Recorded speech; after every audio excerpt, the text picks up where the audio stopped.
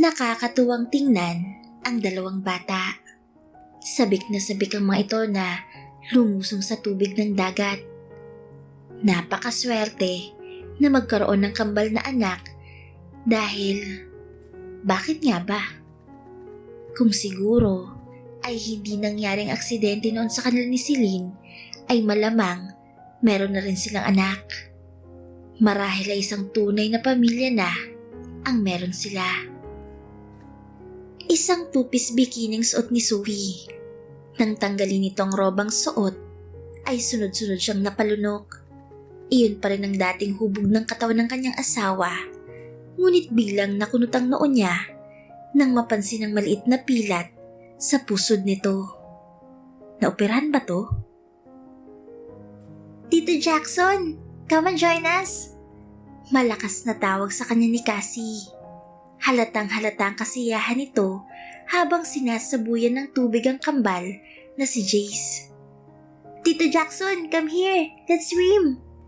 Si Jace, kahit na hindi na maganda tuto sa paglalaro ng tubig. I'm coming! Malakas niyang sabi sa katumayo.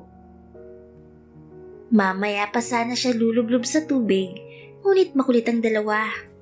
Sakto naman na lumapit si Sophie sa mga bata, kaya hindi niya maiwasan na mapatingin sa kabuuan nito. Napansin niyang lalong pumuti ang balat nito marahil resulta ng pananatili sa ibang bansa. Lalo pa yatang kumurbang katawan nito. Lahat ng bahagi ay kaakit-akit sa mga mata. Mabuti na lang at tangi ang mga babaeng bantay ang kasama nila. Nagbili na rin siya na wag lalapit sa beach ang mga bodyguards niya. Yes, matatanaw sila pero hindi na may makikita ng malapitan ang katawan ni Sophie. Are you done? Oh, what? Nauutal niyang sabi. Pasado ba ako? Balik tanong nito. Muli na naman siyang napalunok saka mabilis na iniwas ang tingin. You are overqualified. Sagot niya. Talaga? Dahan-dahan itong lumalapit sa kanya. Kung wala siguro ang mga bata at bantay ng mga ito, ay kanina ko pa ito'y kinulong sa mga bisig ko. So, isang hakbang na lang nito ay tsak na nasa tabi nito. Sa isang iglap lang ay nasa tubig na siya. Sabay niyang binuhat ang kambal at inikot-ikot. Nang maibaba ang mga ito ay sakto namang nasa tabi na nila si Sophie. Agad siyang tumalikod. Iniiwasan mo ba ako? Are you talking to me? Alanganin siyang lumingon. Bakit hindi mo ko magawang tingnan? Imbes na sumagot, ay humakbang siya patungo sa malalim na bahagi ng tubig. Jackson, hindi kita iniiwasan. I just can't contain my feelings staring at your body. Sagot niya, saka sumisid sa tubig. Si Sophie at si Celine ay iisa. Sapat na muna para sa kanya na pareho nilang alam ang katotohanan kahit hindi pa lubusang naaalala ni Sophie ang lahat. Malaki ang tiwalang ibinigay nito sa kanya kaya hindi niya ito kayang sirain. He can wait hanggang sa dumating ang tamang oras. Paulit-ulit siyang sumisid sa malalim na tubig. Pilit niyang itinuto ng isip sa ibang bagay upang tuluyan ng mawala ang kuryenteng tumutuloy sa kanyang ugat. Dahan-dahan niyang ipinikit ang mga mata nang lumutang ang kanyang katawan. Laking pasasalamat niya na bumalik na sa tamang temperatura ang kanyang katawan at maayos ng daloy ng dugo sa kanyang mga ugat. Magaan at maluwag na rin siyang nakakahinga. Jackson, iyon ang nakapagpagising sa kanyang konsentrasyon. Si Sophie ay lumalangoy palapit sa akin. Napalunok na lang siya kasabay ng pag-iling.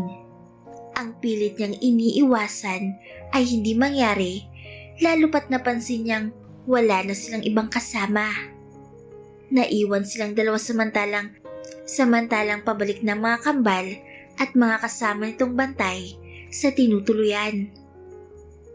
"Sophie, what are you doing here?" tanong niya. Nagsimula na rin siyang lumangoy palapit kay Sophie dahil masyado ng malalim ang bahaging yun ng tubig. Ang huling naalala niya ay hindi pa masyadong marunong lumangoy si Celine noon. "Don't worry, I can swim." Ani nito, ngunit sinalubong ko pa rin ito. "Bakit ka pa pumunta rito? Masyado nang malalim sa parting to." "Sabi ko naman sa'yo, I can swim." Nakangiti ito. Sobrang nakakaakit. Natutok ang dalawang mata niya sa mapula nitong labi. "Pero bakit? Nasaan ang kambal?"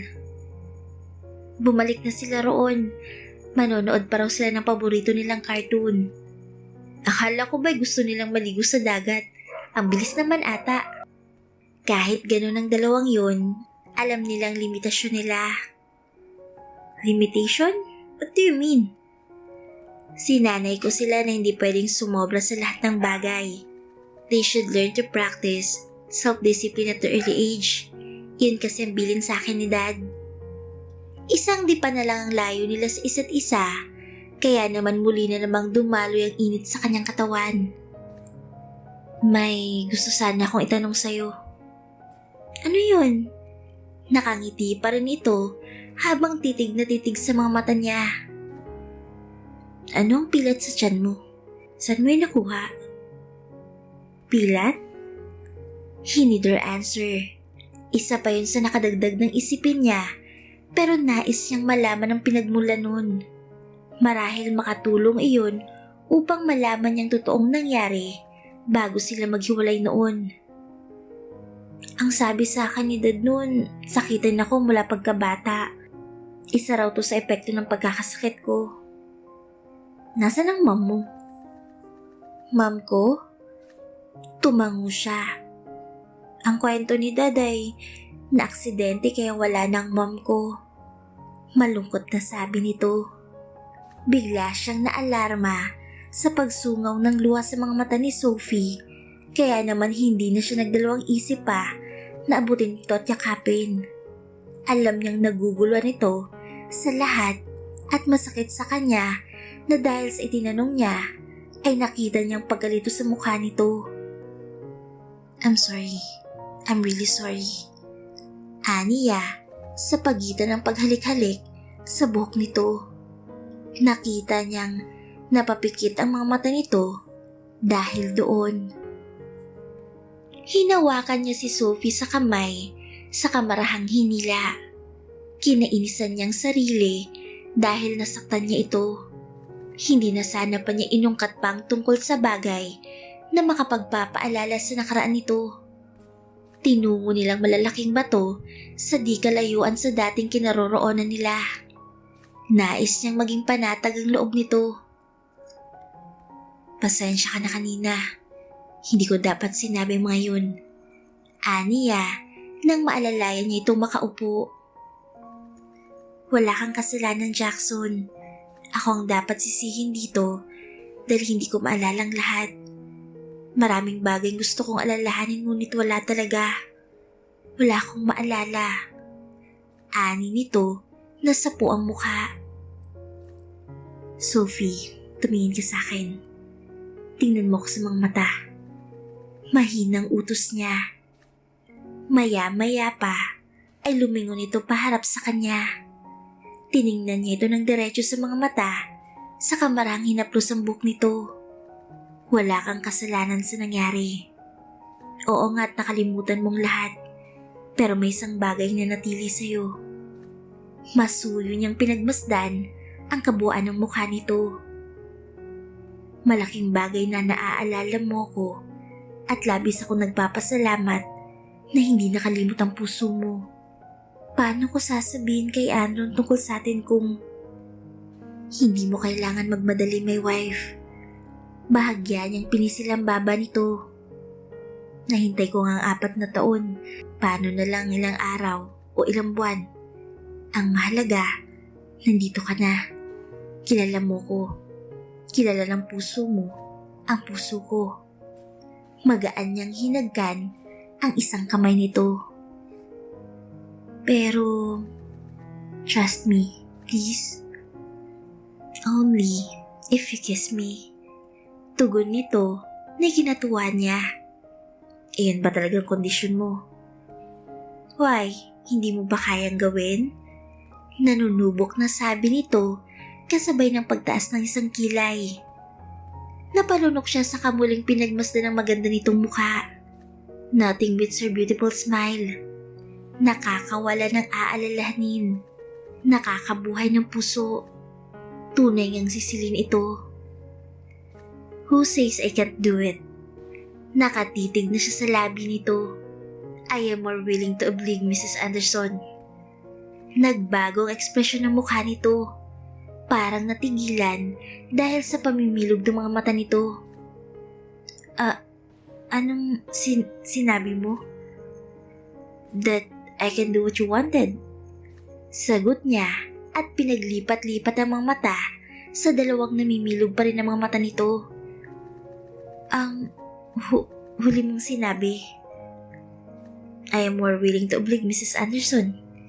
Nginitian niya ito. Mrs. Anderson? Yes, ikaw ang nag-iisa kong Mrs. Anderson. Okay lang kahit hindi mo pa maalala pa yun. Pero lagi mong tatandaan na ikaw lang tatawagin ko ng ganun. Wala nang iba. Muli na namang sumungaw ang luha sa mga mata nito.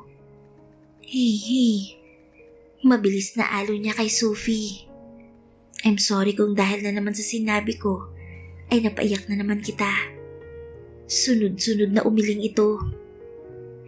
Hindi. Masaya lang ako. Hinaplos nito ang gilid ng labi niya. Hindi ko akalain na tatawagin mo ko sa ganong endearment. Sobrang masaya ako. Ani nito, saka mabilis na inilapat ang labi sa kanya. Ramdam niyang labis na pamungulila nito sa mga halik na ipinagkakaloob sa kanya. Iyon ang hudyat ng kanyang pagpipigil. Tinugon niya ito ng buong pananabik, ngunit nananatili ang pag-iingat. He really loved this woman. At kahit pagbalik-balik ta rin pa ang mundo, ay ito lang ang hahayaan niyang maging kabiyak ng puso at karugtog ng buhay niya. I love you. Maging ikaw man si Celine o si Sophie.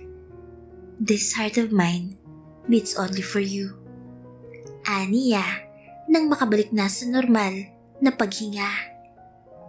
Nandito lang ako para sa'yo, kahit na anong mangyari. Why are you telling this? May mangyayari ba? Kumunot ang noon nito, bakas ang pag-aalala. Jackson, may mangyayari ba? I have to be honest with you, my wife. May hinala ko na hindi aksidenteng nangyari sa atin noon. Maaring may kinalaman ng ama mo, pero sa ngayon ay hindi pa ako sigurado. Ang gusto ko lang sa ngayon ay mapangalagaan ka at mabantayan ka habang inaalam pa ng ibang mga tauhan ko ang mga detalye. Sinisikap kong magkaroon ng linaw ang lahat. Ayaw ko nang maulit pang nangyari noon. Hindi ko nahahayaan pang may mangyaring masama sa'yo. Itataya ko ang buhay ko para sa'yo. Huwag mong sabihin yan, Jackson. Walang mangyayaring masama sa akin at hindi mo kailangang itaya ang buhay mo para sa akin. Magiging maayos ang lahat. That I promise you. Hindi pa rin talaga ito nagbabago. Ayaw nitong mag-aalala pa siya. Gagawin ko yun, mahal ko. Hindi lang para sa nakaraan, kung hindi para sa kinabukasan natin. Ikaw ang katuparan ng buhay ko dito sa mundo at baliwala ang buhay sa mundo kung hindi kita kasama. Pero paano kung ikaw naman ang mapahamak? Umiiyak na sabi nito. Don't worry, I can take care of myself. Para sa'yo. Aniya, saka muling inabot ang labi nito. I love you, Jackson. Anas na sabi nito sa pagitan ng halik. I know. at muli pa nilang tinawid ang pagitan nilang dalawa kasabay ng mahigpit na yakap. Isang paraiso na maituturing ang batong iyon na tanging piping saksi sa mundo nilang dalawa. Ang mundo ng tunay na pag-ibig. You are my all. My